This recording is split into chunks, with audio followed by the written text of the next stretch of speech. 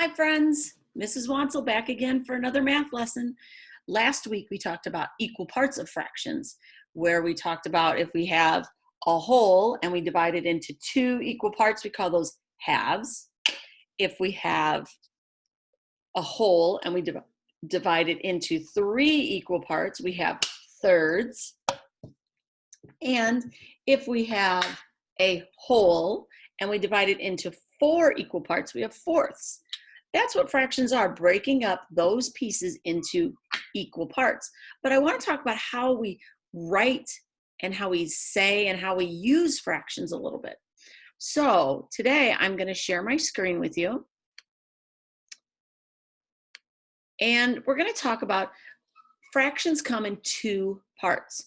Fractions have a top number for the fraction, and we call that top number a numerator.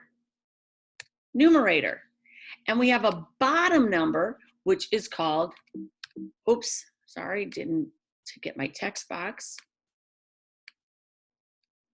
denominator. Mrs. Wonsil is not the best typist here. Oops, see, messed up. Denominator. There we go. Denominator. So we have the denominator. We have the numerator at the top. We have the denominator at the bottom. So let's look. I've kind of changed something on you. Here is my fourths. But if you'll notice, I have four equal parts, but they're not all the same color. What if I asked you, you said Mrs. Wonsil, or you tell me, how many parts, what is the fraction of this whole that is yellow? And you would say, well, first I have to count how many are yellow. 1, 2, 3. I have 3 parts that are yellow. So that's our numerator, always on the top. Whatever I'm talking about, that's on the top.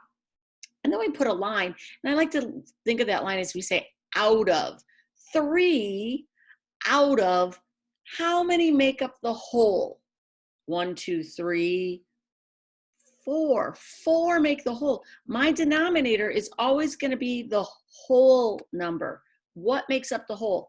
My numerator is my parts.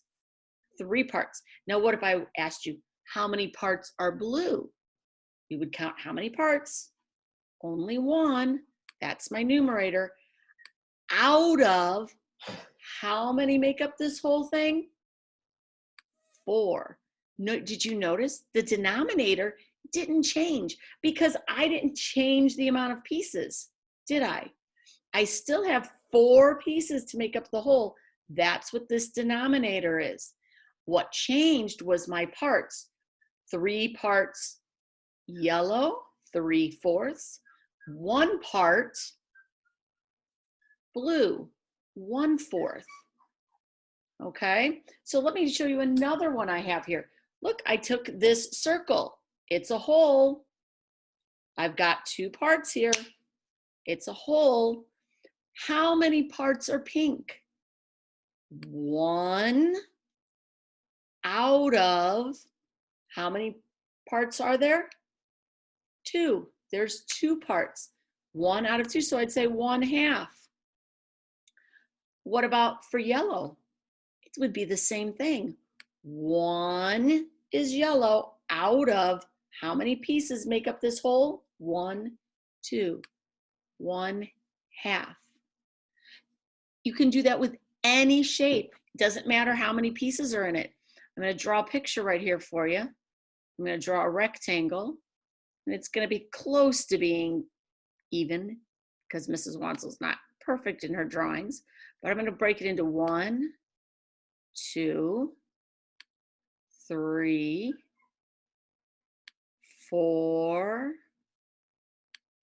5, 6, 7. So I have about 7 equal parts here. So I'm going to X out or color in. I'm going to zigzag right here. How many am I putting this zigzag on? Well, let's look. I put a zigzag on 1, 2, 3. So my numerator is 3 are zigzagged out of how many make up this whole?